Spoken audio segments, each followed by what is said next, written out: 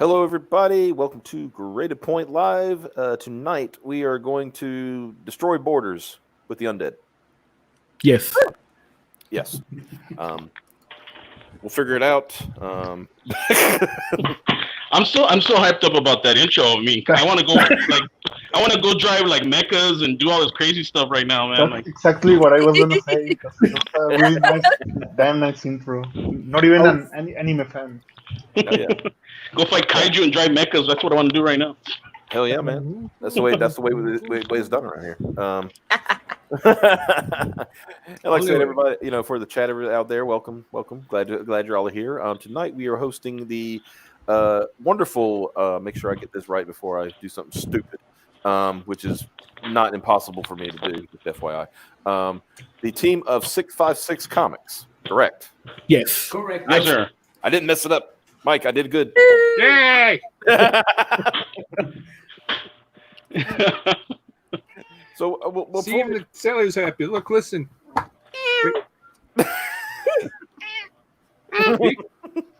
Hooray! I made the cat happy. Okay. So let's that's a real cat. That's cool. Yeah. We have a real cat, yeah. Or Mike has a real cat, yeah. But anyway, so let's go ahead and get the introductions out of the way so everybody knows who everybody is. We'll start with the middle here. Mr. Oliver, because that's the one I've been talking to. Yeah, I'm Oliver, illustrator for 6x6 Comics. How's it going? Nice. Hello, my name is Pancho, writer for 656 Comics. Very cool, very cool. And Javier here. I'm the artist for this book. I'm also part of 656. Okay, and then And I'm Ray Ramos, aka Happy Harry Hardon, also part of the writing team here at 6x6 Comics. I like your pseudonym. Thank you. Nice. Yeah. Very cool, very cool. So, and Oliver, you have you're doing some other work right now too, aren't you?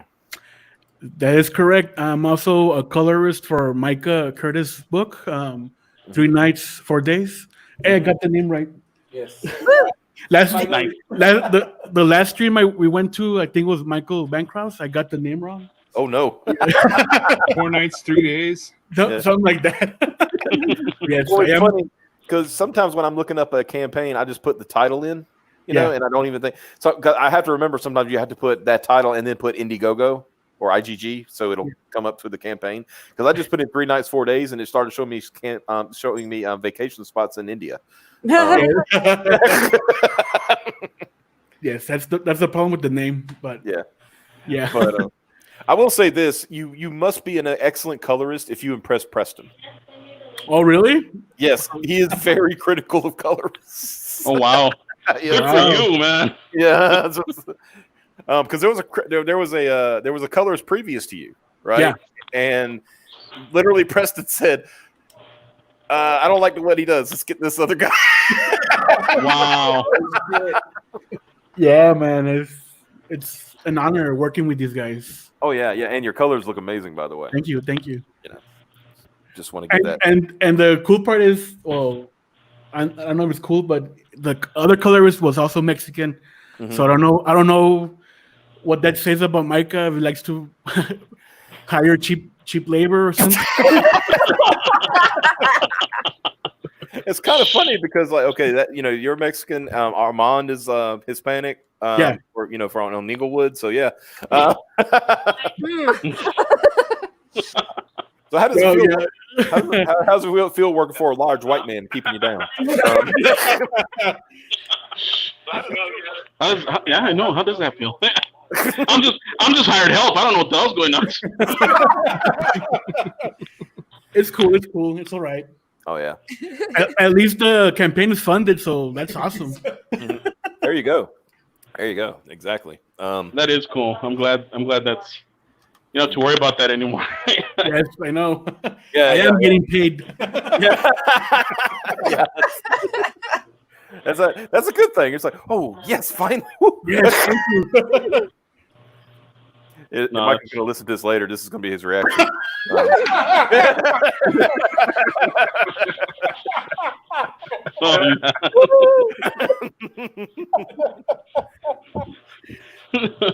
Oh, That was Be like, wait a minute, what? I'm paying you? What?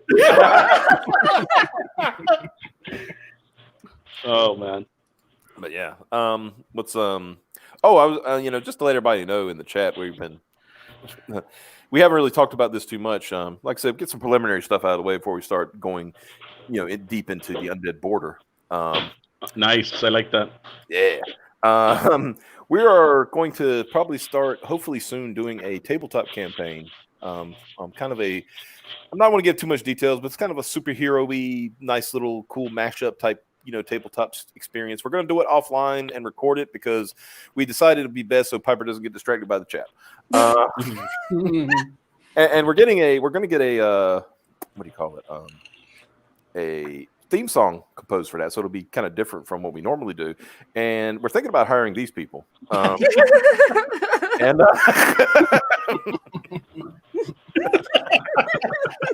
the memes for those two are spectacular. Oh, they're beautiful. Yes. They're so amazing. Like when I saw this one, I literally fell out of my chair. I was like, have you guys seen the Contra cover? No, I have not. Game? I've not seen the Contra one with these guys. No. It sounds like it would be amazing. I got to go find that. Yeah, do it now. Well, fine. Okay. Well, will Piper entertain our guest while I go and I want to see the Contra cover. I didn't even know about that. I think I have it. Hold on, guys. Oh, Nice. If you got it, that'd be cool. Yes, less work to do. How long have you guys been have you had your show? We've been since I know it was 2018. Was it August we really started going? Sounds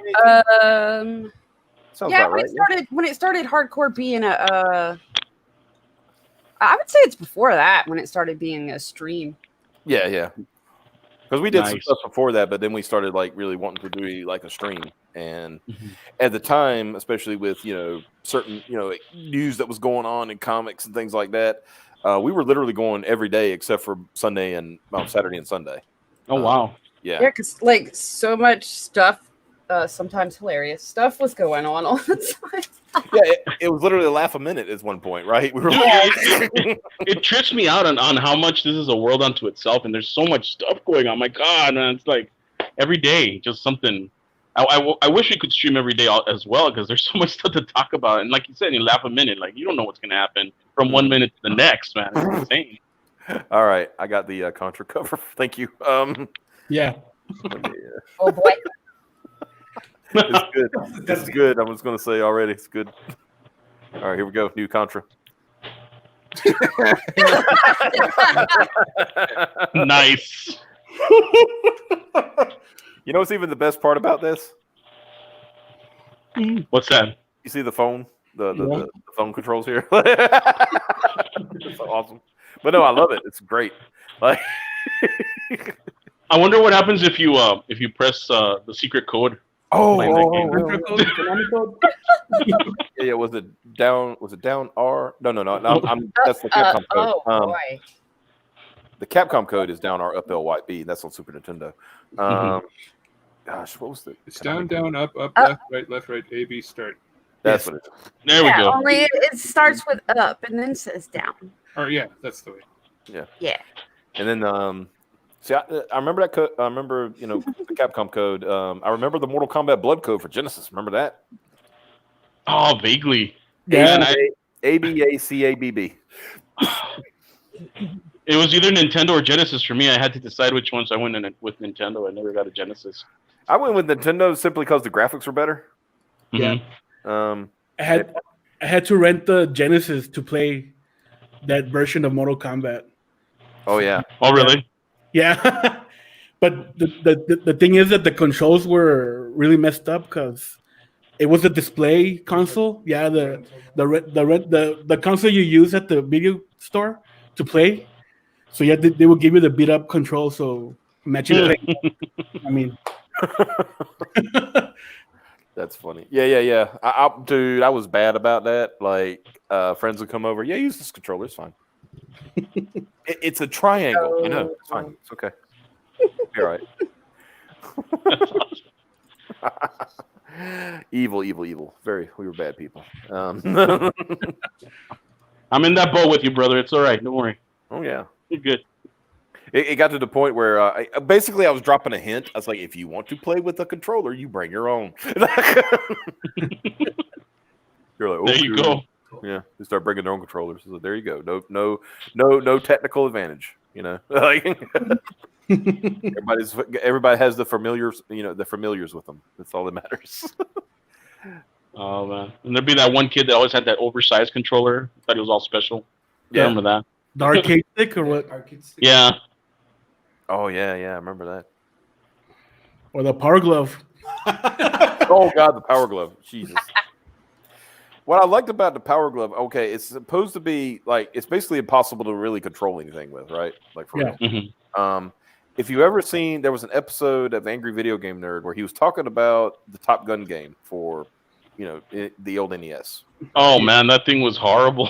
Yeah, and he could not, for the life of him, land normally with with the controller, right? So in another episode, he was playing with the Power Glove, and he was just playing with different games. And he said, "You got to do this shit." You know how he does. Like blah blah. And he says, "This is so fucking stupid." So he's playing like Top Gun, and he's just like doing a motion, and he lands perfectly with the Power Glove. Well, at least it was good for something, right? Oh yeah, exactly. Oh. Oh man, this is what happens when you try to do a show and it's almost midnight. 2 hours from midnight. No, just lose your mind. That's what happens. It's okay. What part of the country are you guys in? I'm on East Coast. Pipes, you're Central? No, you're still East Coast. Though, I think. Yeah, I'm still technically. Well, I'm in the Eastern time zone. Eastern time zone. Yeah. Everything was easy when I lived in Louisiana. I'd be like, yeah, I'm definitely Central. Yeah. There's a clear dividing line, and here it is, right? Yeah, I'm definitely way down here in the mud water for real. Did we have? Isn't Ohio one of those states too that has that weird thing where they don't change the daylight savings in some parts of the state? I don't know. I'm not lucky enough to be in one of them parts of the state, I guess. I know in Indiana it's got a weird thing. It's like because I had a friend who's like one day you're talking to him and it's like an hour difference. The next day you're talking to him, it's the same time. Yeah, no, I have to change the clock where I'm at. But yeah, I would say well, even Louisiana, we had to change the time, but there's some strip going through the world. The same strip. There it is. Yeah. The same strip. Yeah. I didn't know Ohio did that. I know Arizona does that, and Mexico, of course. These guys don't change time. But down here in Texas, like, oh God, man, we're like about an hour and a half away from Central Time. We're like in the middle of Mountain Time. It's all crazy, goodness. So we got a super chat from Mr. Drew. Says, "Yay for super chats and good friends, back Peregrine. We appreciate you. Thank you so much." Awesome. We're almost like 75 away from 1,000. Yep. So now it's going to get really confusing because now we have a Javier and we have a Xavier. Hello. Who wants to be X-Man? How about that?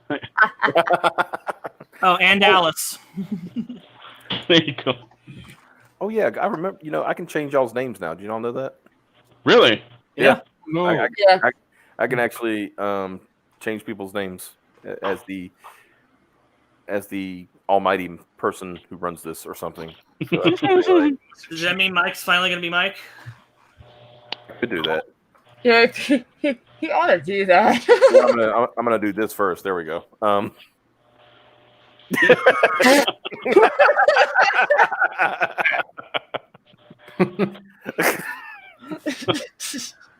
Awesome.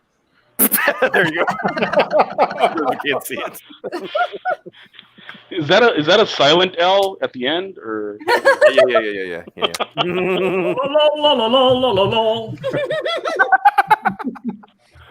All right, I'll fix it. Sorry.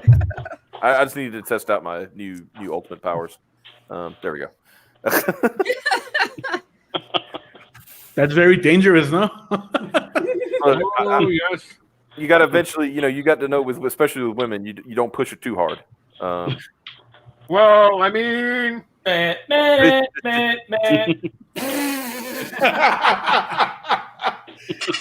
That's right. Well, you know what? You know what Nick Recato would say in this situation, right? Uh-oh.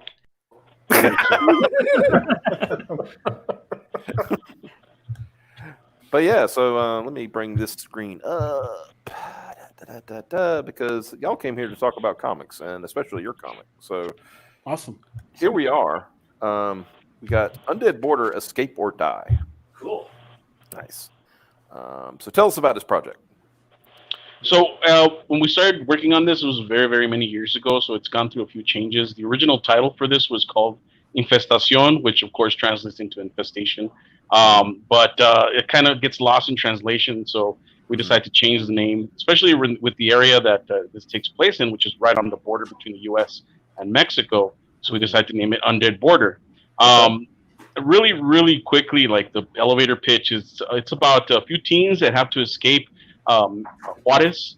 They have to escape the border because they're trying to survive in a post-apocalyptic zombie borderland, trying to escape and also trying to avoid the remnants of cartels and communities and things of that nature that are trying to destroy them. So their only option is to escape or die. Very cool. Yeah. Oh, snap. Yeah. Looking at the details here, it looks like Yoko. So it's 116 pages, black and white graphic novel, and of course, you sign up for this mailing list. You're gonna get a link to a free perk or a new perk to get a free trading card when you sign up. Yes, and Oliver can take it from there as far as the trading card is concerned. Yes. Yeah, 116 pages. That's a big book. It is a big book, and the cool part is it's already done. Oh, nice. Oh, We just need to obviously translate it, re-letter it, and I think we're gonna add more artwork to it. No, Yeah. like 12 pages more, more or less. So yeah, it's gonna be a quick turnaround. Hopefully, if COVID permits. COVID permits. COVID takes and takes and Yeah, Oh, that's the art style right there. Yeah, that's the art style. That's all Javier. I like that. yeah. Now, if you want to play the actual trailer itself, you can see a lot more of his art. And This one down here? I believe that's it. I guess we can play the trailer. Awesome. We don't really play trailers here. Yeah, right. All right, let's see. Did I play sound? Let me see. In Did y'all hear that? Yep. Okay, cool. I heard it. Yes. Starting over, full screen. 2006. 656 Comics unleashed Infestación. It became the only Latino zombie comic of its time. Now, 656 Comics brings us the most intensely shocking graphic novel experience of all time. Undead Border. Escape or die.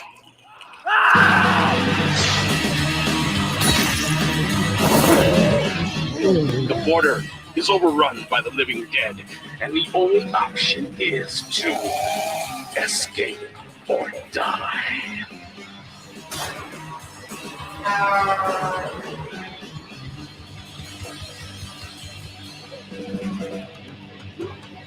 656 Comics brings back the dead. Oh, I see. So the source is an infected tick thing. Oh. You're the first guy that caught that.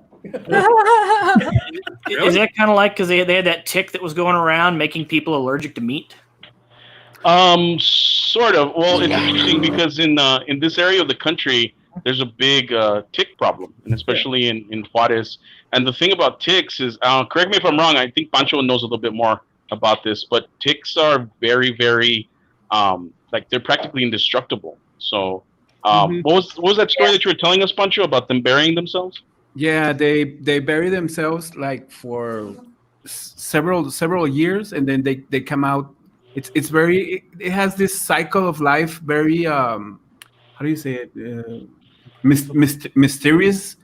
Mysteriously, and they just come out and then they feed and then go back to down Earth and stay Like there. hibernate. Hibernate, exactly. Yeah. Mm-hmm.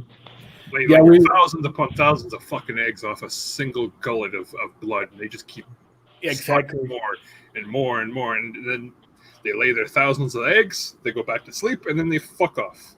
And then when you say they're indestructible, it's not far off. I remember when I was a kid, we would take a hammer and have to, kill them if we had to pick them off somebody. Yeah, we'd burn them. Actually, we'd like take them off the dog. If the dog had them, and we'd just burn them because that was the only way to make sure. And they'd pop, and it was disgusting because they'd pop and the blood would spray everywhere. Mm-hmm. Yeah, I had a neighbor that I based his tick elimination process to the comic book. I based that in a character, and he takes up pliers and then had like this big can of oil like burning, and then he just dropped the tick into like burning oil. No, so the ticks won't like lay eggs and leave some remnants, no, with the dogs.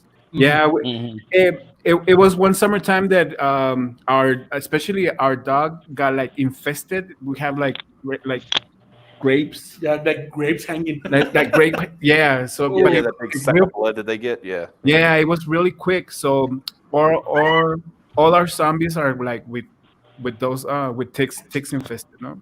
I have a childhood trauma of petting a dog that was infested on the ears. Oh shit. And that kind of burned into my mind, and I kind of used that for the comic also.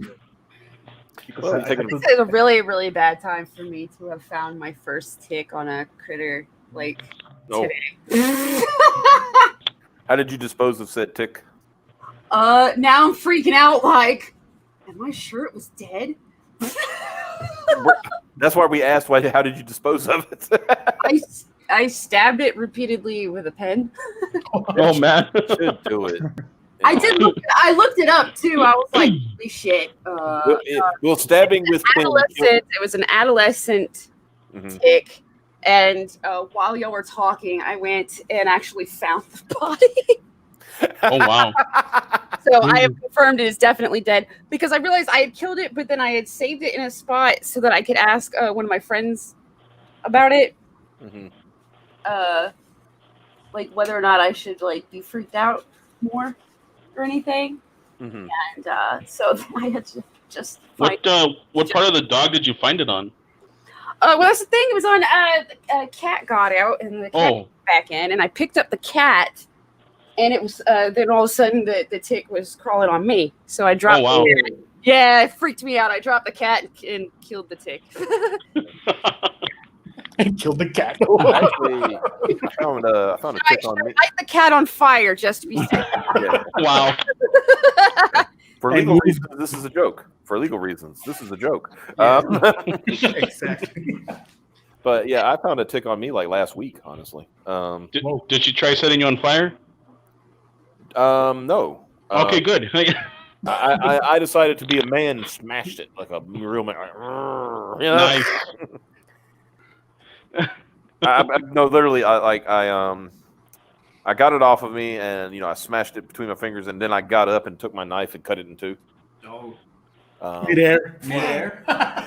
No, I'm not that good. I put it on the table.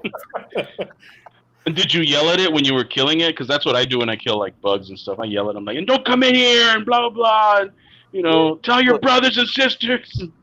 Yeah. Oh, wait, you're fucking dead. You can't. That's right. And you leave the bug there, no, Ray, for a couple of days. Pretty much as an example. Just to send a message to the other guys. Yeah. You put a post-it next to it like a narco message. This is what we do to your kind around here. That's right. That's what happens. We don't want you around here. Yeah. I actually had a friend. He was a little bit deranged, and he would kill flies. And his grandmother had a cactus outside his house. He would stick them on the cactus needles, then we'd be like, "What are you doing, man?" He's like, "It's an example." I'm like, "Okay, bro." No worries. Example. All right. Well, we'll be visiting you next week. Bye. Yeah. I've seen some weird shit where that sometimes works. Really? My dad, for years would fight every summer. He'd fight what he called the ant wars, and he came up with. He suddenly realized that he kills these ants and cleans them up. Well, the ant colony has no idea what happens to those ants. So they're going to send more ants to find out what happened to them. So eventually, he's just like, I kill them and then I leave the bodies for them to come pick a clean up. And eventually, they get the picture that don't send fucking guys over here. Oh my god, I do that too. Unfortunately, that doesn't work for termites. I'm just like picturing like the ants. They're in like they're in their little ant hill, their little ant colony, and they're like looking at their their underground maps, and they says, "Okay, don't go here. Here be dragons." Their little maps. Yeah, little maps. It's a hormonal map actually. What they do is they post like warning markers in a spot, and then an ant sees it and says, "Oh fuck." And then they put their warning marker there, and eventually this mental map is created where they have to avoid the spot. And it's so good. It's such an effective system. Yeah. It's also how they find food. Yeah. Is that one ant finds food? Marcus says, "Okay, we're gonna make a butt trail all the way back home." And then another ant finds the trail and says, "Okay, what's this lead to?" "Oh, there's food." And then they make a butt trail all the way back home, and then the smell gets stronger and stronger and stronger. So the more corpses you leave there, the stronger the smell. The stronger the warning smell. So just leave corpses all over. All right. Be like Xavier's house, where he leaves where he leaves like 6 feet of porch as a warning for every other insect around him. Oh yeah, the kill lane. Yeah, the killing zone. Yeah, the Deadlands. Exactly, the Deadlands. Well, see, I mean, I've explained this before, and see, these guys know where it's going. I kill any bugs that are in the house. I kill except spiders. Spiders have an opportunity to live. You want to hear their opportunity to live? What's the opportunity? The opportunity is that you stay on the ceiling. You stay on the ceiling. That makes sense. And leave me alone. We are cool. If you start dropping from the ceiling, you have violated the non-aggression principle, and I will take action. I will terminate you. That's the only way. I mean, that's the only way to live, coexist. Now, unless there is a caveat to that, unless it's a Black Widow, they die immediately. Oh yes. They can't be allowed to live because they're too dangerous to be around people. So and then some. Yeah, so the Black Widows die immediately, but if it's cool spiders like a daddy long legs or something like that, y'all can live, y'all can be cool. There was one in a corner, but he was on the floor corner. I says, I am going to overlook this aggression. Hey, up there, please. Yeah, I will overlook the aggression that you were on the floor and you made a little web because you were staying in your web. Everybody wants to be in floor gang. I understand that, but you need to take your ass back to ceiling gang where you belong. That's right. Oh man, I think I have a pretty good principle. I mean, as long as you stay on the ceiling, we cool. Well, you can have all the bugs and flies and whatever else you want, but as soon as you start dropping down, now we got a problem. It's true. Stay on the ceiling and they don't get eaten by the cat. So yeah. Because cats will eat anything because they're stupid. I agree. Yeah. And stay away from my shoes, please. Yes. Yeah. Man, that's another violation of the nap. If you come in and get in my shoes, I'm not only going to kill you, I'm going to find your family. It's very cartel of you. I know. I was about to say. Where do you think the cartels learned it from?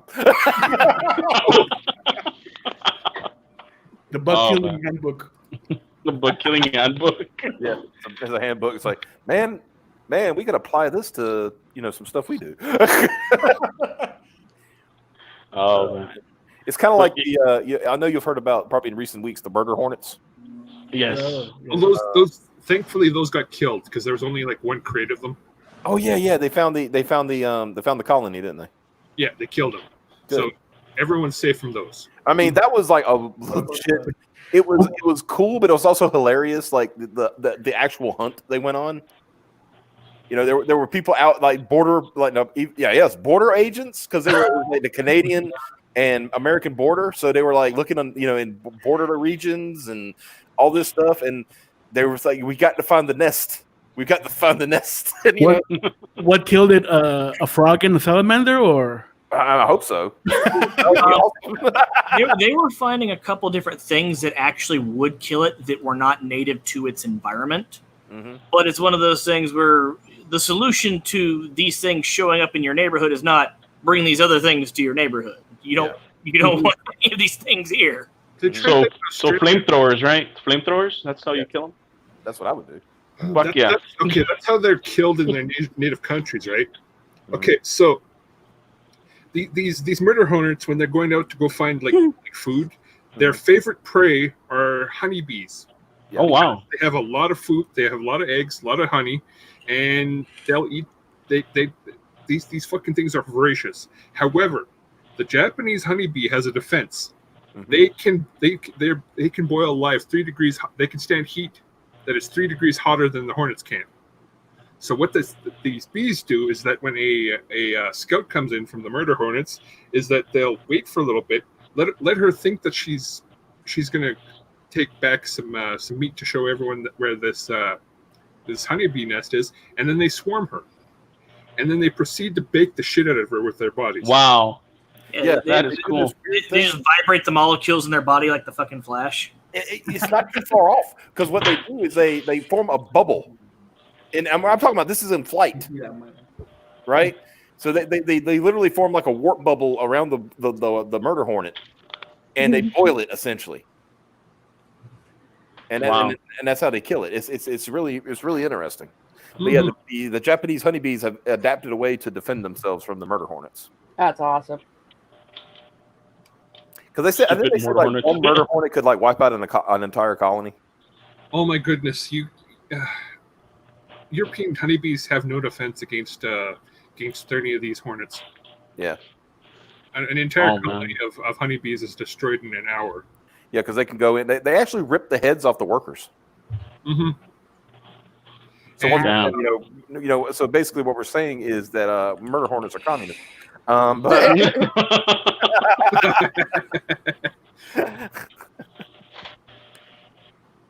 so yeah, I can see that. So now that we've talked about bees and ticks and everything else, let's talk about that trading card. They said that was Oliver's purview.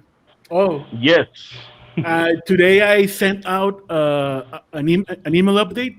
Okay. Told them that already signed up. So should we show it off today? You want to premiere it here? I think we should premiere it here. That'd be cool. Okay, let's go for it. All right. Dun, dun, dun, dun. Getting a premiere. Here we go. All right. Add to stream. Oh. Let me full screen that bad boy. Here's a Rat Rider. Nice. That's really cool. Yeah, it's just the exclusive trading card everybody's gonna receive when they back the project. If they back, sign up and back the project. Yeah, man, that is really neat. I like that. That's cool. It's based on the Marvel Comics Series 3, I think. That's what. Yeah. I remember that. Yeah. Yeah, that was my first trading cards that I bought at the comic shop back in the day. I think that was everybody's first trading cards that they bought. Yeah, I think so, huh? You probably. I had those too, so it looks. I love it. I love the way it looks. That looks amazing. I hope I did justice to it, Javier. What do you think, Javier? I really like the colors. I did the inks and the drawing for it, but the color really made the card, in my opinion.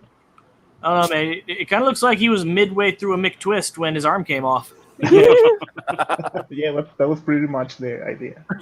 So he's gonna fall and practically fall apart now. Yeah, that's a really cool. I like the dynamic of it. It's really nice. Yeah, it's very cool. So here I am, doing everything I can. I actually had to listen to. I completed that game. Soundtrack. Yeah, to get in the mood. Get the remake. And we're gonna put more stuff out there as we get closer. Well, I mean, closer to the launch, and actually when the launch is happening, got a lot of stretch goals that we want to throw out there as well. Cool stuff like this. And I mean, you can still go sign up at the Indiegogo for the pre-launch. So yeah, the link is in the description below, ladies and gentlemen. Just let you know awesome. if you're here. Yeah, man, that's cool. Yeah, it's a wraparound cover, by the way. But I'm just showing you the front part of it. Mm-hmm. This is a special treat because I think that'll be the second CG book that has a wraparound cover. The first one being Micah, right? Yep, first one being Inglewood. Yeah, yeah, I know. That Micah. Nice. That Micah, that trendsetter. And if you want to see more pages, sure. Here you go. Oh, okay. I mean, we don't want to give too much away, but I mean, we want to whet your appetite, of course. Mm-hmm. Don't worry, Editor Piper will tell you if you're getting too much away. She'll just stop. That's enough. Yeah.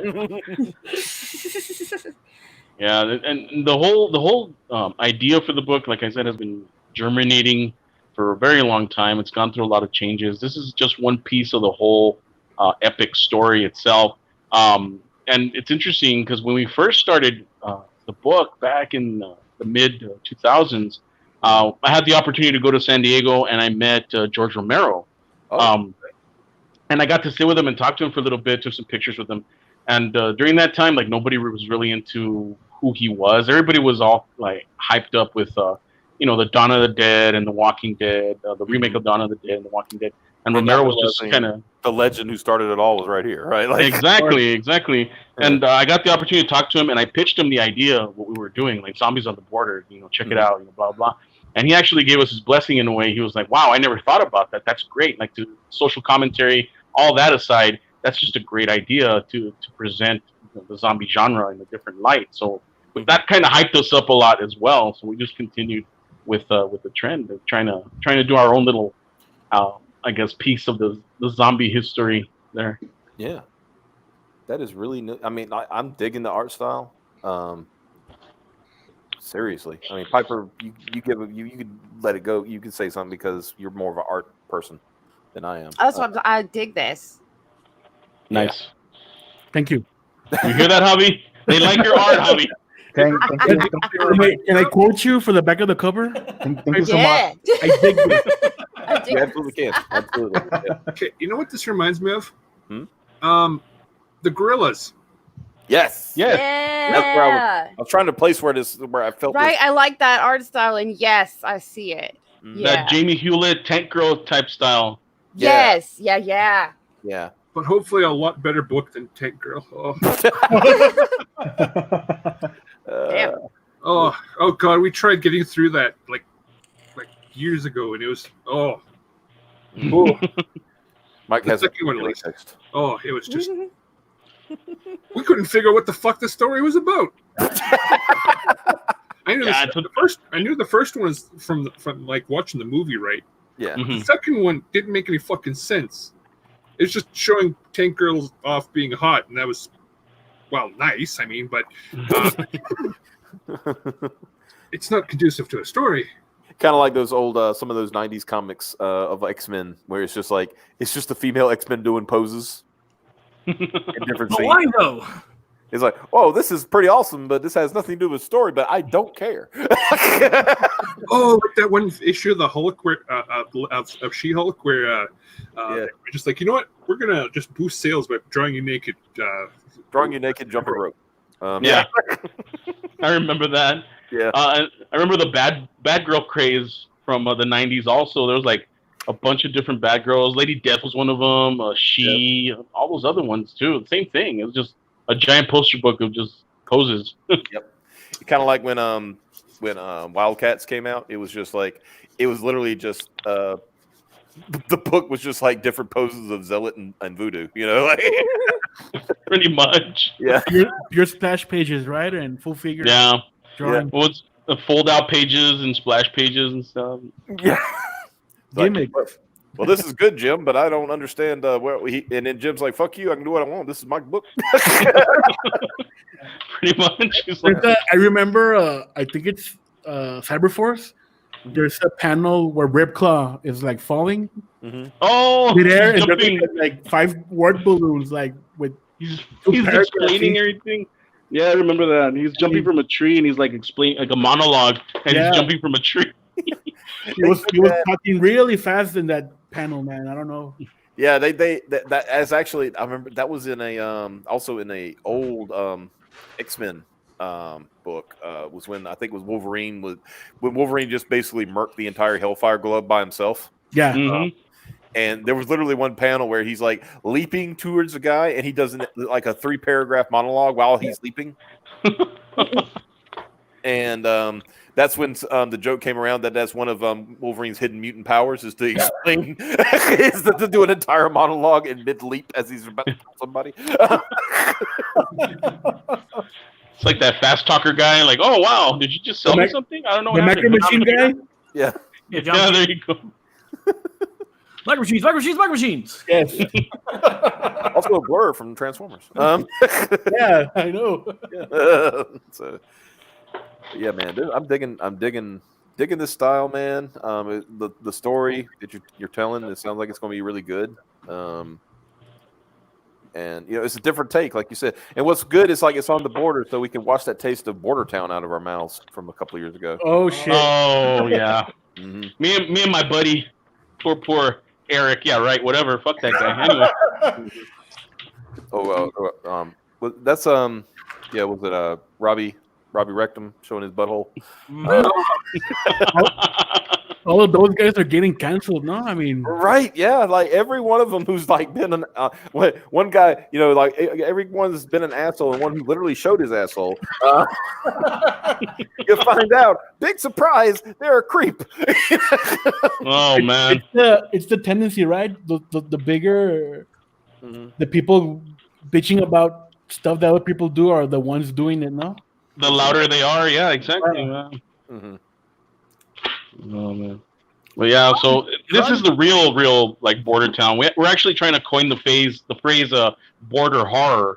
So we use the hashtag border horror for everything because there's certain things that we experience here, living in this area that I don't think anyone else in the U.S. has experienced or anything like that. I mean, the cartels, just like all the myths that go around, just all the drama that happens on the border, man. It's just insane.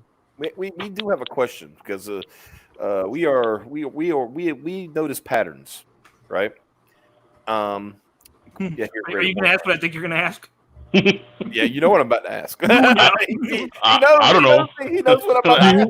I don't know what he's gonna ask, but okay, go for it. Do you want to ask? Xavier knows what I'm gonna ask. He said, "Oh, here he goes." Is there at any point in time since you've been on the border, have you noticed? Did you happen to notice Sylvester Stallone just hanging out?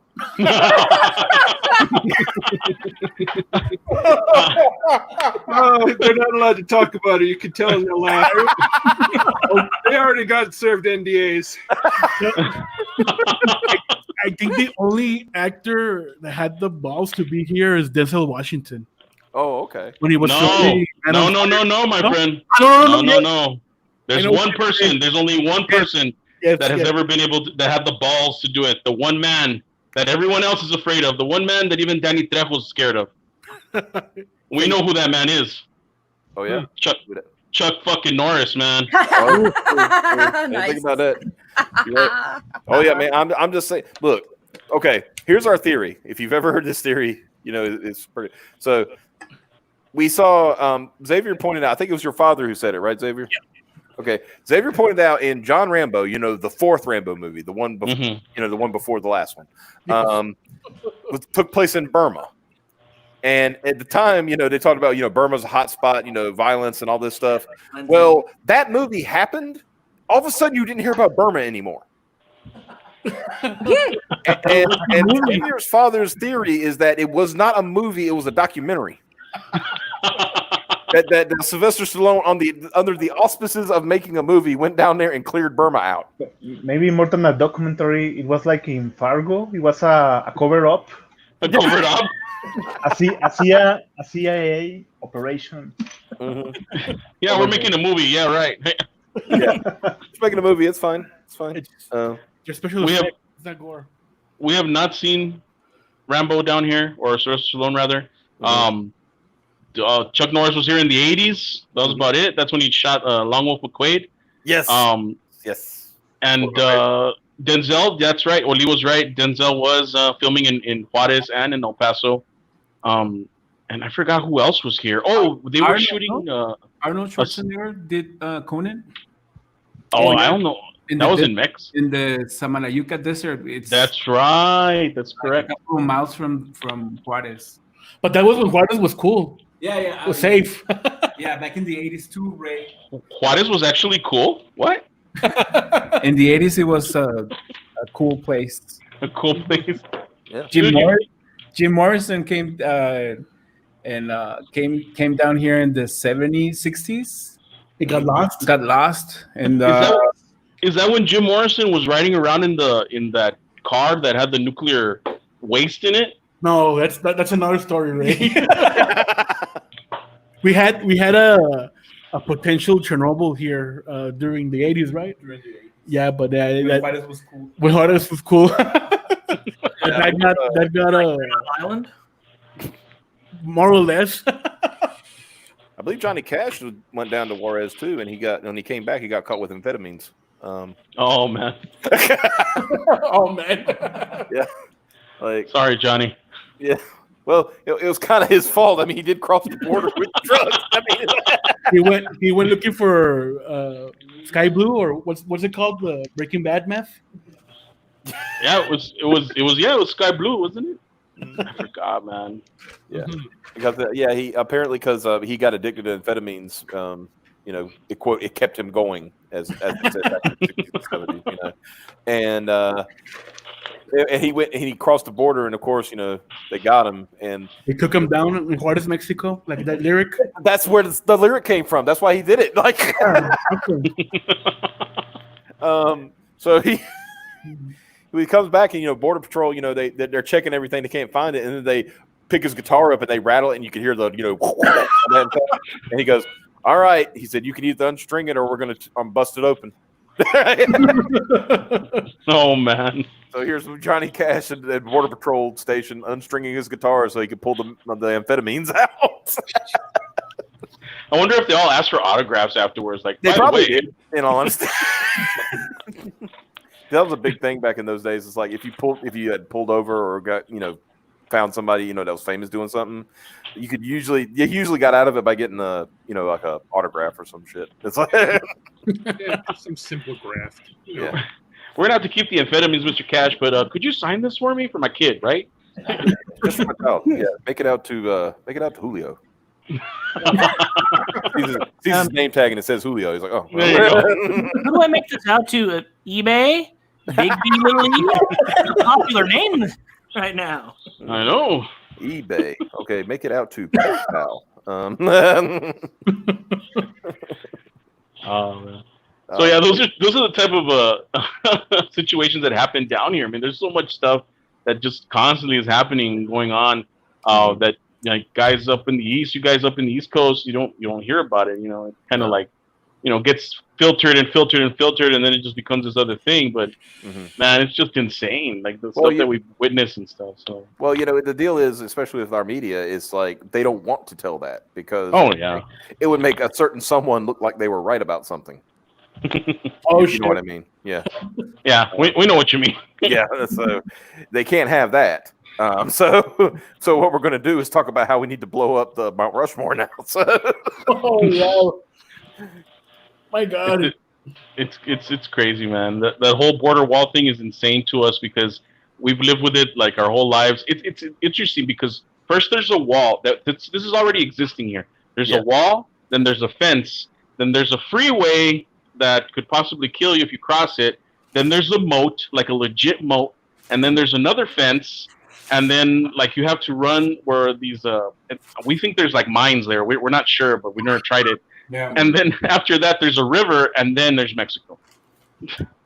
Yeah. So yeah, we don't want you here, guys. Yeah. Just kidding. Pretty much, dude. It's true. Like on you guys' side, there's nothing. Like you can walk up to the river and have a good time, but over here, it's all this obstacle course. Mm-hmm. And the drones, Ray. You forgot. Oh, and the drones. That's right. The snipers. Y'all just like it sounds like you live in a war zone. I mean, being honest, right? Like Yeah. That kind of sounds like the most extreme, like fucking what's this word? Like American Ninja or something. American Gladiator. Game elimination challenge. Like There you go. well, what you do is you got to zip line over the moat. Take a laser and then have what saber? Or what they're called? What was the name of the thing? David, you'll know this. The thing on American Gladiators that would they got into the the Atlas something? The Atlas balls. Yeah, the Atlas balls, where you basically get these giant steel balls and try to cross the road. That's right. I remember that. You gotta get out. You gotta stand on the platforms with the bugle sticks. And you gotta fight Turbo. And That was my Saturday morning, guys. I used to watch American Gladiator. I remember the family version of American Gladiators. There was a family version of American Gladiators. Saturday mornings for kids shows. There was like a kid and a parent would do American Gladiator stuff. Family therapy, no? What was that? So you're saying this kid is just getting bullied by Nitro? Like, what are you gonna do, bro? What are you gonna do? Yeah. Speaking of war zones, man, the day we launched the 3 nights 4 days campaign, we were doing the stream, and suddenly I heard like gunshot outside my house. So shit, gunshots, yeah, like machine gun, like machine gun fire, yeah. And like a good guest, I muted my mic and went shut the window. Yeah. Shoot outside. Let me shut the window. Yeah, business as usual over here, guys. So yeah. So yeah, I had to keep Micah stream like tolerable. no gunshot sounds in the background or anything. Gunfire out. And the weird thing is that we looked at the newspaper and we didn't find anything on that incident. So they must have killed somebody important or more cops, or I don't know, but no news about it. So that's the way it goes over here. The interesting thing about all that, man, is that over here we don't hear anything. Like nothing is going on, nothing's happening over here. I think at one point in time, and Pancho can correct me if I'm wrong, but Juarez was the most dangerous city on the face of the planet, and El Paso was the safest city in the continental U.S. So it's just crazy. Like the dichotomy on both cities is insane, and there's an imaginary line that divides them. Yeah, we had the record from 2008 to 2010. I guess we were the most dangerous cities in the world. Currently, fun fact, we're right now we're number 2, the most dangerous city in the world currently. So just give us a couple of weeks and we'll be on top. Well, who's number 1? And I think it's somewhere in Middle East. Well, it's not Burma, that's for sure. Yeah, Burma. Well, I figured it out. Yeah, and El Paso is the number 5 city, the most peaceful city in the United States. Oh wow! So and we had a shooting last year too. So yeah. But back on 2000, and the most violent part in Juarez was from 2008 to 2012. But the 2010 being the peak of violence. Mm-hmm. And that was when El Paso was the safest city in the United States. So it was kind of weird because, like Ray says, it's only a river that divides us, but it's like Ray comes out and takes a step and he's in Mexico. No, it's practically yeah. So El Paso and Juarez is like just one big city. So that's very interesting. I was going to say something. Oh, yeah, you were talking about violent cities. I was like, you live in Chicago? New York's wild now right now. Well, yeah, New York's like literally like, we're going to just not have police. It'll be fine. It's fine. Well, what happened to Detroit? Wasn't Detroit violent at one point in time? Well, see, here's the thing with Detroit. It was violent, and then There was a little independent movie, Ray, called RoboCop. Yeah, RoboCop came out. And It was made in memory of slain officer Alex Murphy. Yeah, I remember now. The Rambo thing happened there with RoboCop. That's a documentary. Oh man, I remember there was a guy that I knew in high school, and he had a shirt, and it said "Detroit, where the weak are killed and eaten." I love that shirt, man. I wanted a shirt like that. Oh man, cops don't like me, and I don't like cops. Oh shit! I looked. Okay, I actually looked for that shirt, and it's available on Amazon. Oh shit! Really? Yeah. really? Yeah. I'm gonna go find an absolute fucking new browser. While you're doing that, I'm gonna show something else on my screen. I think an easy way to eliminate crime in most areas is to just leak secret intelligence and documents to Richard Harrison that a rogue ninja empire has set up shop in your city. and he will come and take care of it. No, guarantee. All right, here we go. I just saw this, and I said I'm going to share it with the class. This lady thought she was going to go harass this cop and try to get them, get the horse to buck them off. I don't think she knows how horses work. Oh man! I I like putting it like that. I love this clip because I love. Is she about to get low punch, high kick? I think I've seen this. Oh, fucking abuse horses. Oh, I mean, look at that again. Right in the knee too. Look at that. Yeah. oh man! America's Funniest Home Videos. Pretty much. Like a horse is a giant animal. It's gonna react to you fucking with it. It's not a machine. I'm surprised she got up and was able to walk away. Yeah, a lot of times people get shit broken if they get kicked by I a bet you that was an adrenaline run. I bet you Yeah. something got cracked. I guarantee you something got cracked because that was Probably. Her Yeah. face, so she's probably her jaw. If you look at it again. Let's see if I can find where it happened. Her ego got shattered there. Yeah. Gut shot. Right in the baby maker. Oh man! Combo breaker. If you look at her knee when this happens, see, wait, Yeah. Yeah, I think Oh. something her something's legs torn, broke. something's cracked. Yeah. So yeah. I like how casual the horse is about it too, though. Like they are trained, so the horse doesn't freak out like some horses would or Like could. they're The locked out. horse is just like, bitch, fuck off. Horse is like, you do dumb shit won't happen to you. It's gonna happen to you. Exactly. There's a shirt. Oh, that's awesome! That is a cool shirt. And it's made in Detroit. I like how there's a youth version of this. Support local economy. Like There's I'm gonna a buy that shirt. A gift for any Detroit, Michigan sports, college, or university supporter.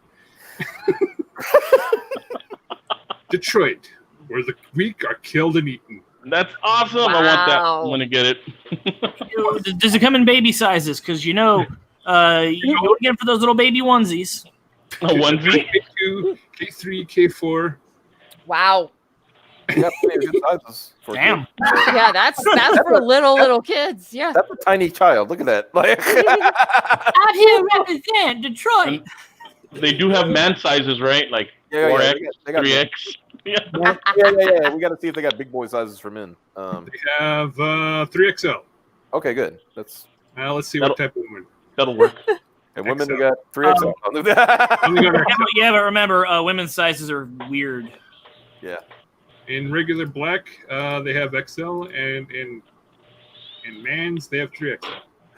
I I'm was just back for this fucking shirt, though. Holy I shit! was surprised the first time I learned that with women's clothes that XL or L, those sizes mean different things depending on where you get that shirt. I know, right? It's very confusing. Go to Walmart, you buy an XL. You go to JCPenney, you buy an XL. These are two different kinds of shirts. Yep. Don't even start talking about wish sizes, man. It's like XL. Oh God. They do that on. I swear to God, they use just like a fucking target board. They're like, okay, Yeah. this is XL. This is double XL. This is You try to buy clothing from there, it's like playing roulette. Pretty much. Oh man, how do we get into that? I don't even know. Oh yeah, we're talking about the border. Yeah. Wow. Yeah, because it's Detroit. Detroit, Rock City. Rock City. Where literally no taxes are collected, and as a result, nothing gets done, and nobody gets paid, and therefore that city is not worth living in.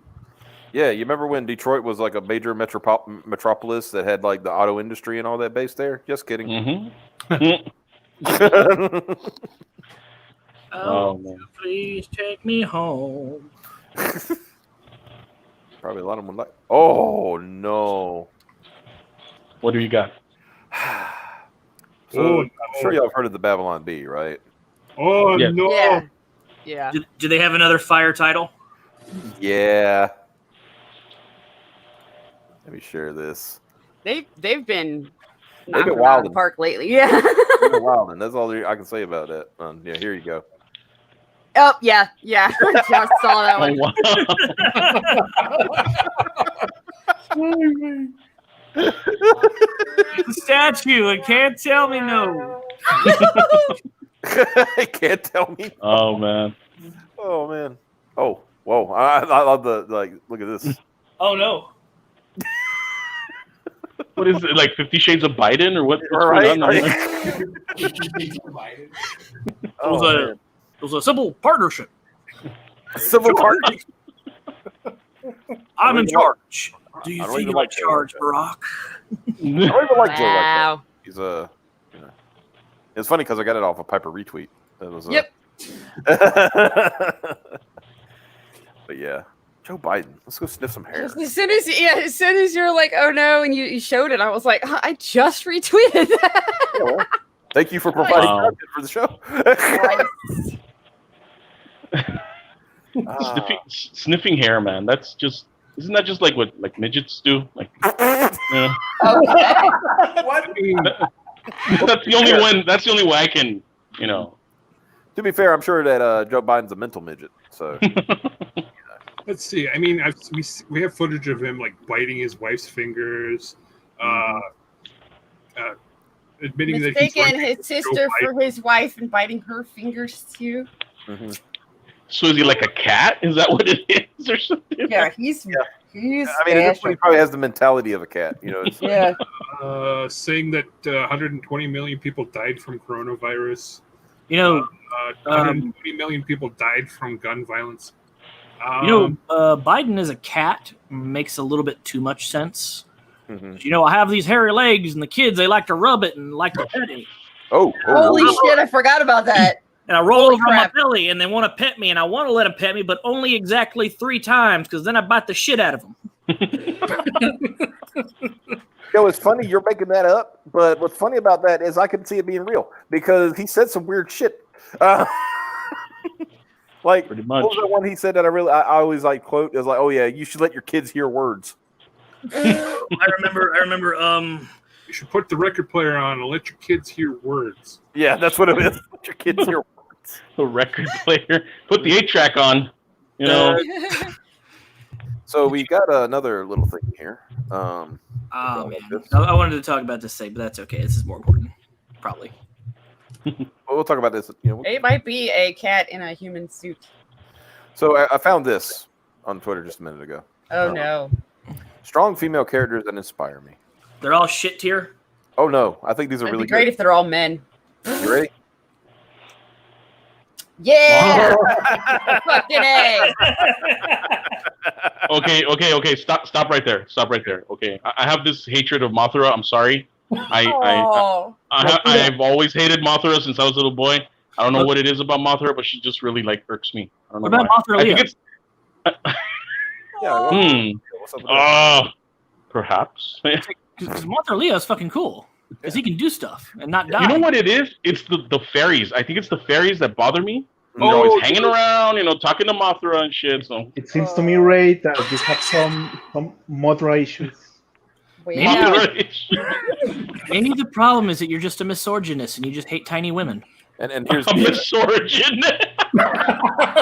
It's possible. It's possible. And here's the third women. Oh, nice. Yeah. Not gonna lie, you had me in that first half. Does anyone? Is Gamera a female or a male? No. Because Gamera's my wife My wife has caught me yelling out Gamera's name in the middle of the night. So. Oh no! She just reminded me of that right now. Were you saved by Gamera as a child? Because Gamera is a friend to all children. Gamera's badass, and he tastes like turtle meat, and he's awesome. So tastes like turtle meat. Gamera saved you from the Llorona, Ray. That's why. That's right. Gamera saved me from the Llorona quite a few times. So what other characters are on there? Goodness. Yeah. I'll scroll down again. So they had that, of course, the T-Rex from Jurassic Park, and then the Alien Queen. That's the nice. That's a good list. Yeah, it's a good list. These are good, strong female characters. On the other hand, most of them get their shit slapped. Jurassic Park T-Rex didn't. She didn't. No. Mothra is like her whole job is to get her shit slapped. Like Godzilla has a chance to come in and say, "Okay, she's a decoy. She's just there too. She's a decoy. Stop. She's just there to weaken the enemy. You have one of those. Fine, I'll come out to help you. Fuck. No shit, you didn't see me. You saw me doing something, but fine, whatever. Yeah. Let me leave a larva before I die. Pretty much. It's like those murder hornets, man. What the hell? Leaving behind a specimen. I'm trying to open up something else. I guess I can agree with that list. All right, we're good. Okay. Mothra is all right. And Queen just got her shit slapped in by Ripley. Well, another strong female character. Yeah. Here we go. You know why you don't want Mothra getting pushing your shit in and all that? Why is that? Because you might end up with this. Yeah. That's why I stay the fuck away from moths. Man, I killed this moth. Next thing you know, I got this Godzilla showing up, blowing up shit. Wait, why is he extra pissed? Why? Is that the where he fights this Destroyer or something like that? This is from the 2019 movie where he killed King Ghidorah and like. Oh, okay. I thought it was the vintage ones. Oh yeah, this is a cool design. Don't get me wrong, but yeah, of course. Mm-hmm. Oh yeah, and he can also go nuclear. Let's see if I can. Yeah. Okay. Oh man, I had to make that one big.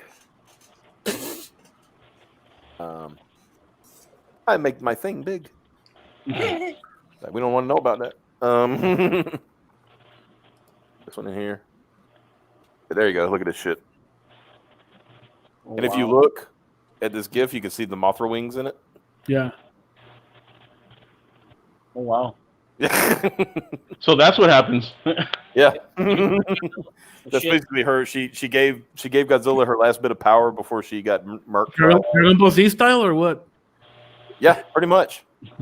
That's pretty much exactly what happens. It's like the Genkidama. Mm-hmm. Did Godzilla have to suck that power out, or? Everyone in the world, throw up your hands and give Godzilla your energy. If I remember from the movie correctly, when she got murked, she turned into, I'm gonna say, fairy dust, and the fairy dust was absorbed by Godzilla, and it empowered him and made him burning Godzilla so he could get wild out. So basically, it was cocaine. So he's like all supercharged on. Yeah. Uh-oh. Uh-oh. I mean, that's cool. Uh-oh. Everybody else is saying it. Why not? He didn't say cocaine. Didn't say cocaine, though, did we? Oh. I was waiting for that one. I guess it's time then. Well, since one of the guys helping Micah with his book, should we do the Micah version? Yeah. Do it.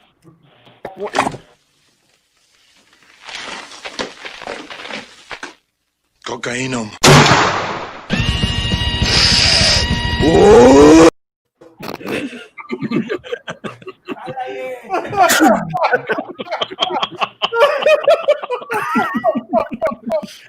don't think I've known anybody who has seen this and not laughed. In all honesty, Since we're playing things and you played Nick, can we have Nick laughing again?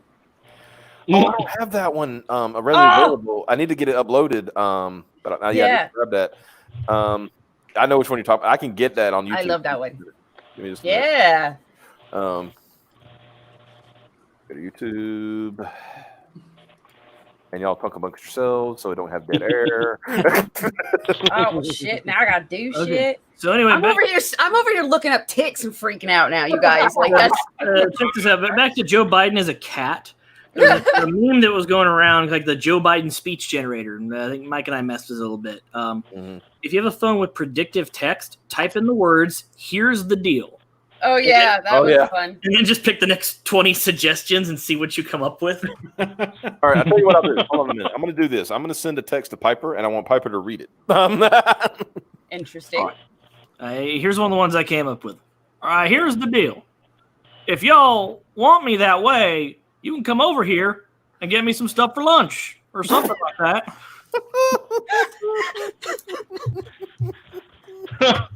What the fuck?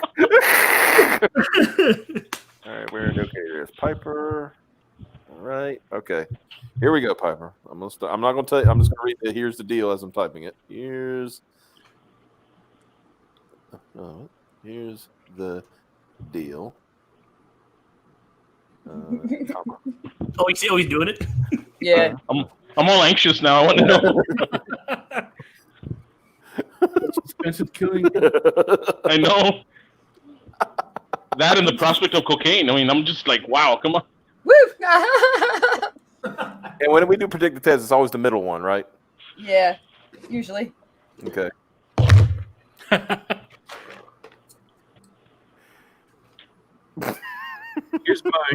Here's the deal. Grandma Canada managed to get this thing from the front of the house, and I thought it'd have to be a good deal with the various complications of syphilis to get Wow. He never got out of his dad. All right, Piper should have a text message now. Here we go. I got this one. Here's the deal. But the company is the best way for a couple to be able, and the only thing that is going on with a hard drive will. Okay, here's the deal. Nick guys in front of the truck, and then I gotta get a little extra cash for you to come hang out, with me, and maybe we could do it next year, and then do it again. Here, I will send one back to Octopus. Okay. This ought to be funny. While we're doing that, I'll pull the mailing list back up. How many people you got signed up so far? We have around 76, I think. Okay. Nice. Yeah.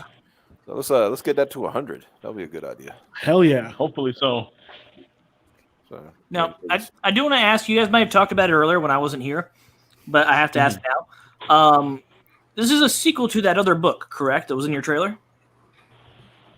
Or is this Yes and no. It's kind of like in the same universe. Infestación happened first, and you really don't need to have that in order to enjoy this book. It kind of stands on its own, and you can make your own, presumptions from reading the actual book itself.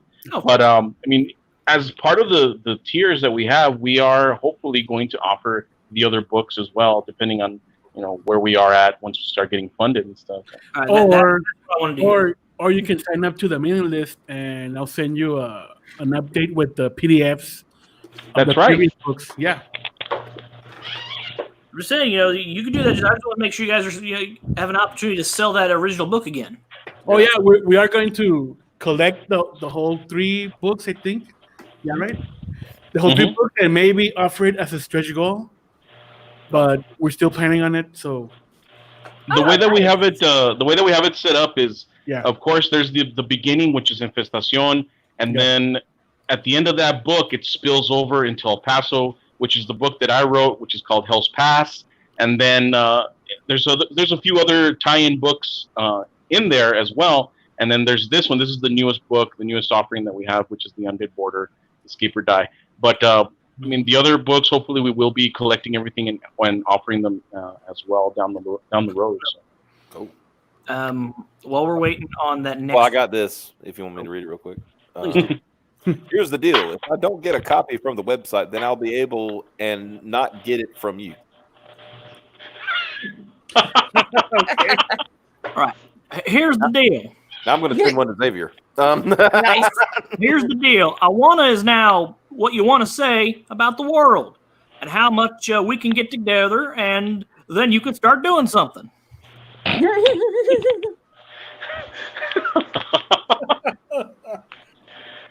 That makes so much sense, and it scares me. Am I getting through to you?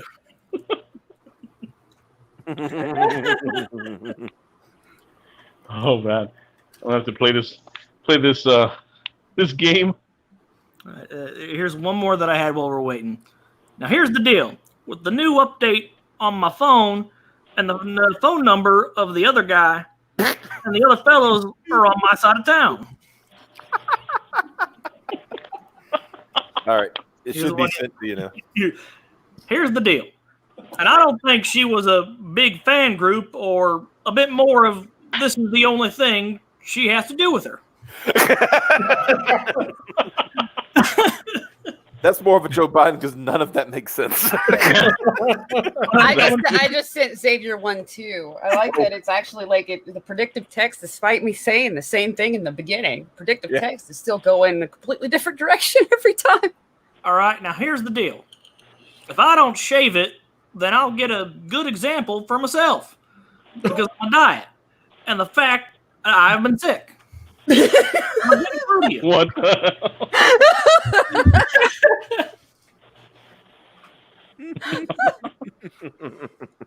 hell? We're just sending text to each other now. It's like, let's see what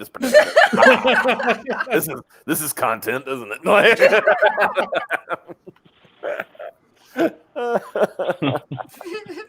Sign up for the mailing list. God damn it. That's the deal. All right, I'm gonna try this. I'm gonna try to do a pitch with a here's the deal tweet. Okay. Nice. I'm gonna send it to Piper and she's gonna read it. Give me a second. I'm gonna do a here's the deal. Sign up for the mailing list and see what comes from that. Nice. That should be. That sounds good. Yeah. We should all send each other those. Do it. Here we go. All right. Here's the deal. Sign up for the Undead Border mailing list. Spell T. Okay.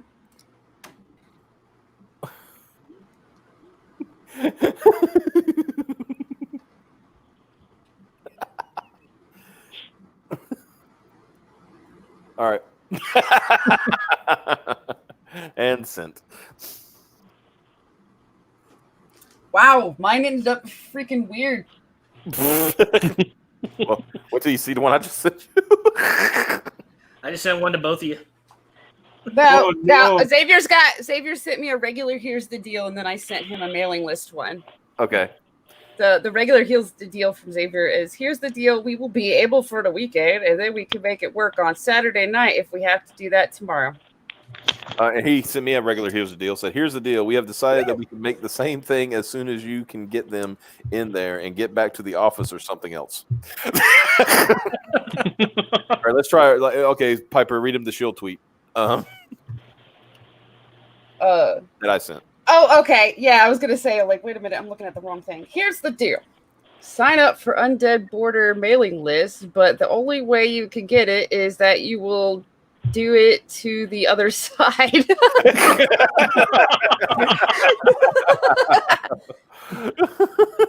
That's great. Totally. All right. Stato has a question in the chat. This book a one-off or part of a series? So I think you kind of said that earlier, but just to clear it up. Yeah, it is. You want to answer that, Ray, or? I think Pancho should answer that one. Oh, you should answer it, Ray. Everyone just tossing the fucking peso to each other. I know, no shit, man. This book is a one-off. It does have a definite ending, but it will continue. It can continue afterwards. So most of the books we try to write, or at least on my side, we try to produce. You can just read them in one sitting. You don't have to wait for the next part. But of course, we always leave that door open to come back and do a sequel or do a part 2 or part 3 and stuff. Because I mean that's always fun. You always want to leave the door open for more, especially if people like the characters and they like the story that you're doing. So. And if you want to read the other works, you can sign up to the mailing list, and I'll send you the other parts as an update, so you can see the preview pages of the Undead Border and the trading card and all that stuff. Mm-hmm. So all for free. So basically, a chance to get to see the world that you're creating. Yes. Mm-hmm. So that's a big old world building process right there. Hey, Oliver, I had a question. Are you including the Hell's Pass pages in that update as well? I don't know, Ray. It's gonna be a big fucking book if we do. No, in the PDF. I'm talking about the PDF. You want for the PDF? Well, sure, we could do that. Yeah, let's do that, man. Okay. I hope people are ready for that one, Ray. That one's pretty bad. That one's pretty bad. The 5th issue, because we originally did Hell's Pass, we were doing them single issues, and we did 1, 2, 3, 4, and it ends on 4, but 5, issue 5 was kind of like an epilogue to it, and it was just so controversial that we decided not to publish it. Like we couldn't do it, so we just left it. But we did include it in the trade, and we've gotten a lot of feedback about that one issue. Just wow, they can't believe the stuff that came out of our heads on that one. On your head. Well, yeah. Well, it was also Lobo at the time, so. Yeah, we could do that for the next update. Okay, go for it. So I got 2 more chill emails for you. And I got one from Xavier. You go ahead and do yours first, and I'll do our mail. Here's the deal: sign up for the Undead Border mailing list, and half a month ago that you can make the next book that we have decided that you can get a free book. Whoa. Right? Oh, there goes graded 0.5 again, making people do stuff that they didn't plan on doing. Whoops. That's actually a good one. Yeah. All right, so I got this one from Piper. Here's the deal. Sign up for the Undead Border mailing list. If I wanted it for a few times, I would have had it for the rest of the week. There you go. All right. Then we got Xavier's. Here's the deal. Sign up for the Undead Border mailing list and then get back in front of your truck and see what they can make you feel. Wow. So that was a threat. Yeah. Guys, I don't know about you, but, we're giving you some freaking shilling gold here. I mean, I don't know why. Buy my book, or we'll make it hurt so good. In front of Ray's truck. I sent one to Xavier. Did we do that one? Okay, here. This is the one you sent me. Here's the deal. Sign up for the Undead Border mailing list, and we'll be able to attack your new house, and then we will have a stream. Yeah. Yeah, I was really fucking trying not to be too loud when everything it made that one. I was like, holy crap, that's great. All of our texts are even coming out like threats or. It's so cartel, guys. Undead Biden, elect or die. All right. I don't think I've sent one to Xavier, so let me do one. Well, let me send another one to Xavier. Let's say, here's the deal. Sign up. I really like that, and then we'll have a stream. Yeah. I mean, we're gonna make content, right? We're gonna see what they make you feel.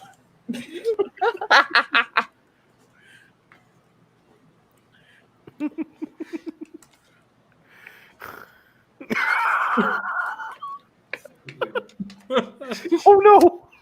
Oh no! Oh, is it turning out great? Yep, there you go. Oh boy.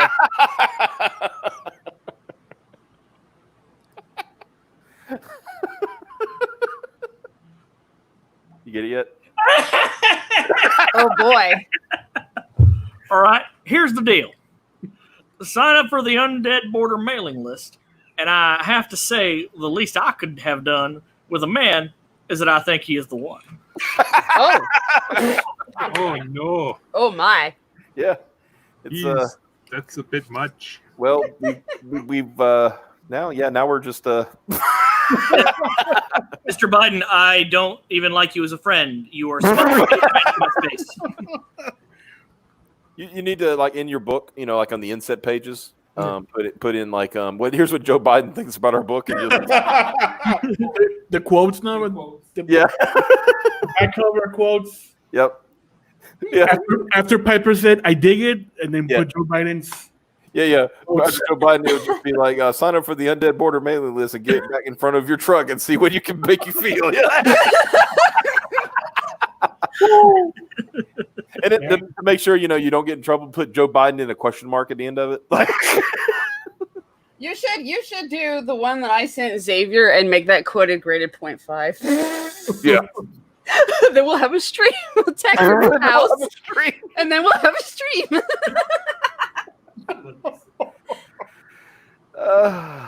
This is why you come to graded 0.5. You get content like this. It's like, how to people who watch streams like this. It's like, how the hell did they do anything? That is why we are graded 0.5. We ain't even trying to upgrade. We're fine where we're at. This is what you get.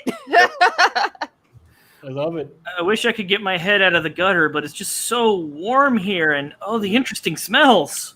This goes beyond settling. You know how some people I'm just settling for a station in life. No, we actually tried to stay down here.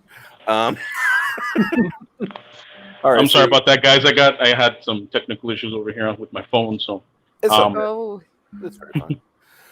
So here's another one.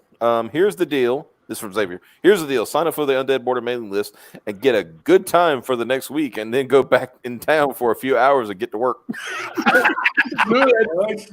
That's so what? I think my phone is trying to get the Joe Biden laid. This is like the best book I ever had. It's got me so laid. Tell your friends. I am so laid right now. Man. Oh, man. Excuse me. Drunk Ed is asking if there was more gunshots outside our house. No, it's pretty quiet. Yeah. Today's quiet. Like a No essential workers doing their stuff tonight. Essential workers going down the street shooting up people. Yes. That's right. Sicarios are essential workers, aren't they? Holy crap. Well, we haven't been taken down yet, so we're all right. Oh, man. I still have to watch those movies. They're interesting. Nothing like real life, but they're interesting. Mm-hmm. I mean, they're presented as this noble man with a hard choice, and it's just like no. It's just there's nothing noble, nothing. Nope. You know what's interesting about that movie? He's old. Like, Sicarios don't live that long. Yeah. They're usually like kids, like what, 12 to 13 years old. That's when they start off. Mm-hmm. Yeah. Which movie? Sorry, didn't. Sicario. Oh, the movie. Oh, yeah. Haven't seen the second one. Is it any good? I haven't seen it either, but I know the plot is about him trying to deal with someone from north of the border trying to steal someone south of the border. Oh. Ah, Xavier sent another one. It ended up pretty coherent. Okay. Oh no. Here's the deal. Sign up for the Undead Border mailing list to be sure we can make a deal with you guys on Saturday morning and have a good time. Oh. Hey, guys, cartoon. I guess we got to Saturday morning. Yeah. What do you know that I don't about Saturday morning? I think my phone is implying that Joe Biden is a groomer.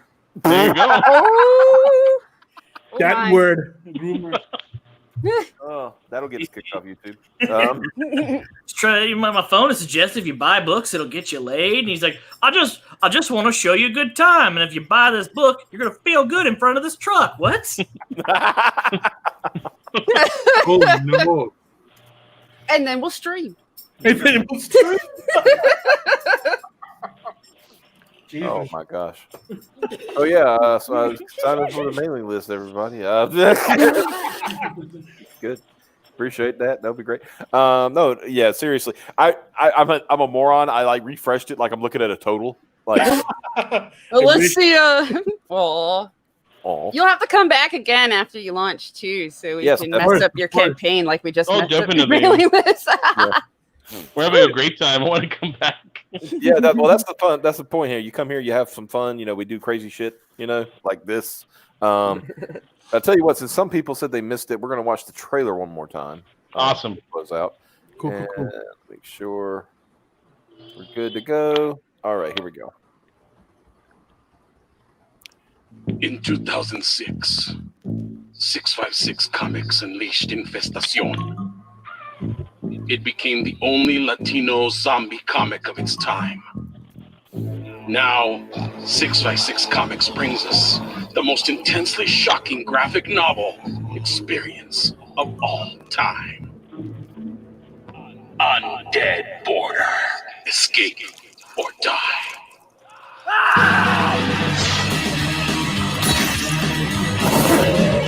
The border is overrun by the living dead, and the only option is to escape or die.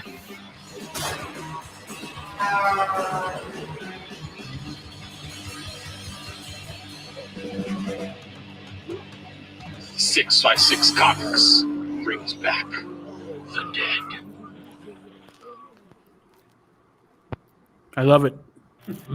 The book that made me panic and start looking up ticks. Oh, you don't want to do that. You don't want to go down that rabbit hole. Trust me. I already did, and now I'm like super paranoid about going outside. Like, oh shit, I don't want my animals out there. Fuck. Oh, yeah. Like, diaper on my dog. You ain't going out there no more. And there's one thing that I had to compliment you guys on when making this trailer. You specifically said Latino. Yeah. You didn't say Latinx. Oh, Latinx, yeah. Because Latinos don't say Latinx. And as it's such a dumb word. Yeah. And as our friend, Caleb, our little Venezuelan boy, he will tell you very clearly it's not a word. Yeah. Yeah. It's something that we've been arguing about. Well, not so much arguing, but discussing like for the past few months, man. Ever since we like found out about that word use, I'm sorry, I'm gonna say it, it's annoying. It's very annoying to me, man. Yeah. It's like, what is it? Latinx. Latinx. Yeah. It's like Caleb told us, like, he's from Venezuela, so he knows some Spanish. Obviously, but he said if you were pronouncing in Spanish, it would be Latinx. What the? I never heard that one. Basically, you would pronounce that and then X. Can you say it again? Latinx. That's really good. That's really good. I feel knowing a bunch of overeducated white people have created a label for you because the label you had before made them uncomfortable. Right? Oh. Yeah, because Latino and Latina are gendered, and so we can't have that. Yeah. Mm-hmm. So they made up that word to. I kind of find it funny, and I think y'all would agree with me, especially the ones in Juarez. It's like you fought this whole time not to just be called Mexican. You know what I mean? It's true. and you finally get a word. Okay, I can a Latino. I can deal with that. That's cool, right? And it's like, no, we got to take that away from you too. No, I want to keep that one. You know what's messed up about all of that, man? Growing up on this side of the border, like we said before, there's the imaginary line. The Mexicans, and I'm going to say Mexicans because that's what we are, Americans, whatever. The Mexicans on this side of the border are so, they're so racist against the Mexicans that are on that side of the border, even though there's no real border. You know what I mean? It's crazy. Yeah. And that has bothered me my whole entire life. It's like we're the same. And then it's even more messed up because the Mexicans here, they go over the bridge to go visit relatives in Juarez, but they feel like not only do they feel entitled because they're from America or the U.S., but they feel superior, and it kind of really, really irks me a lot. And then as soon as they go over there, they're like, "Oh, well, you're over here. You wouldn't know what it is like over there." And then you cross back over, and oh man, it's just a whole other mess on a massive scale. George Lopez have a joke about that? Yeah, I think so. I can't remember what it was, but yeah, you're correct. Man, I can't remember right now. It's kind of like Cubans. You know who Cubans hate the most? Other Cubans. Exactly. There you go. So, they even forget the how to name the words. No, that's why they call them pochos, which it means that you do the Spanglish stuff. No, so for example, when Ray comes to Juarez, he starts like, oh, I don't know how to say gato. I say the cat. No, hola, ¿dónde está el cat? No, el cato. El cato. El gato, yeah. So it's Hola, gatos. yeah, and basically, just to add a little bit more about even also as well, the people from Mexico looks down to people from the border because we're like fronterizos, and fronterizo means from the border, right? So we're basically not like real Mexicans. It's kind of weird because we're like on the outskirts of Mexico, no? So it's difficult. I mean, it's what's the word I'm looking for, Ray? It's like the xenophobia amongst our own kind, our own race is just it's insane, man. It's just like we can't be accepting of our own selves, even though we're all the same pretty much. We're all just from different parts of Mexico, but we're all Mexicans, you know. Even us from the US, we're so close to Mexico that we don't really belong to the US. We're more Mexican than we are in the US, and it's just a very different flavor, I guess you could say, that happens here on the border. And once again, we're trying to show that through the comics that we make and the materials that we put out, the product that we put out. Yeah, I hear you on that. But it's funny when you were talking about like saying like the cat instead of gato. It reminded me one time I was in third grade and we were it's like we're going to teach y'all Spanish. I teach you some words in Spanish. Maybe some phrases. It's not like it's not deep. You know what I mean? And we were doing flashcards one time. One of my friends, it was so funny. I laughed my ass off. He goes, first cat, it was a dog, so he said, perro, right? And then the next one was a cat, and he said gato. And then it showed a cow. He went moo. It's vaca. Moo. The moo. He couldn't remember what cow was, so he said moo. I was like, well, I mean, that's what it does. So, they would know what you're talking about. Like, just to add more to what Ray said right now, there was one time we went to Mexico City and we were in the tough part of the city, right? And we were and in that part, there's like swap meets. Like it's like the biggest swap meet area in Mexico City. Yeah, and it's pretty dangerous if you go there like alone and stuff. And we were just like looking around, doing shopping, and we got like stopped by gang members, no? And they said, "Hey, where you from?" And some of the group said, "We're from Juarez."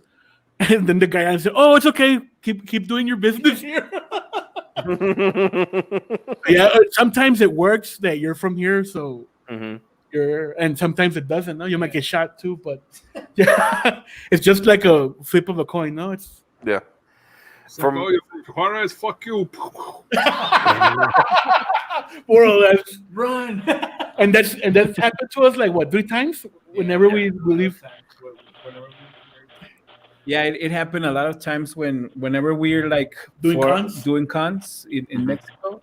So yeah, I remember one time we were yeah we were strolling, we were just like sightseeing, and then some dude came over and it's getting very late. It's almost you should go home because it seems that you're not from here, and it gets dangerous in this part of the town. And it's called the Bermuda Triangle. Yeah, and it's called the Bermuda Triangle. Don't go in there because nobody comes out. And, may I ask you where you're from? Oh yeah, we're from Juarez. Oh, never mind. You're gonna be okay here. Yeah, you're okay. Go ahead. Well, Yeah. I was always told. I had a friend of mine, and he basically told me, if you're ever in Mexico, here's what you do: you bring enough money to bribe the cops, but not too much money where you could get killed over it. exactly. Yeah. So- Always keep your wallet in your front pocket too. If you take the Mhm. oh, That's dude, not right. I've been- Sad but true. Yeah, it's sad, but it's very true. I mean, you can with money you can do. a yeah, lot of you stuff. can get out of Yeah, anything. anything. Mhm. Yeah, I like. It's funny you mentioned the front pocket thing. I do that here, right? I for some reason I've always felt like, it should be in my front pocket, because obviously you're gonna feel a dude trying to give you a reach around, So, um, Whoa, friend, I'm not paying for this. right. Is this extra? Am I gonna be charged? What? Whoa. Mhm. Yeah. I mean, I had one guy, and I found out this was a scam too. One time I was at the gas station, and this dude started, and he got really close to me, like really close behind me, right? Whoa. And what I found out is he had this thing in his hand, and basically it's a thing to scan your cards. That's why they tell you get a wallet that has, basically, so it could block signals, Mhm. Oh. So they literally have these little things, these little handheld things. They can try to scan your cards. They can get your card information from them and stuff. And So, it's creepy. so he was getting really close to me, and I didn't think about it at first. I thought maybe there was somebody behind him, like pushing him forward, and I realized there was nobody behind him. So, me being me, a large Southern man, I turned around and I said, "You want to buy me lunch?" You need the movie first. Yeah, exactly. Like, you can get this close to me. We're gonna have you gonna woo me first, brother. Exactly. Are you trying to check my prostate? What's going on here? Like. Right. Yeah. But was this like in an open area, or you were in a Yeah, line? it was like literally in a gas station. Oh and, yeah. Okay. Yeah, and just the count. I mean, it was wide open space. So and then like I said, I found out later that he was known to do that to try to get people's like credit card information and shit. So Trying to clone their RFID. yeah, trying to clone their RFID. Yeah, that's why they tell you to get these wallets to have the RF blocker in them. So to keep keep your card safe. I was like, That's a thing over here too in the ATM machines. They'll clone your card and even there's a little tiny camera on the side so they could see the NIP numbers. No, you type in. Yeah, these guys are very sophisticated. Yeah, I've seen some that like that. Now they got them like you go to a gas station, you can pay at the pump. They can put a little device like right on the front of where you slide your card. Yeah, very small, but it makes it look like it's part of it. yeah. And you'll slide it, and basically you're giving them your information by doing that. I don't slide my card into anything without tugging on it and checking to make sure it's even. Yeah, I've done that too. Same. Yeah. My bank switched to like everything's chipped now. Yeah. Almost everything is chipped except for the outside, pump, at the pump kind of things, but they'll get chipped soon. Which in some ways I don't like the chip because they don't never check IDs anymore, right?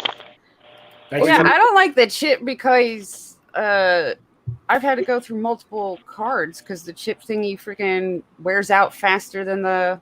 They just slide. Yeah. Mhm. Well, my thing is if somebody steals your card, they could just come. Oh, it's got a chip. Like. Yeah. Yeah, this looks like a Piper. She looks like this man looks like a Piper.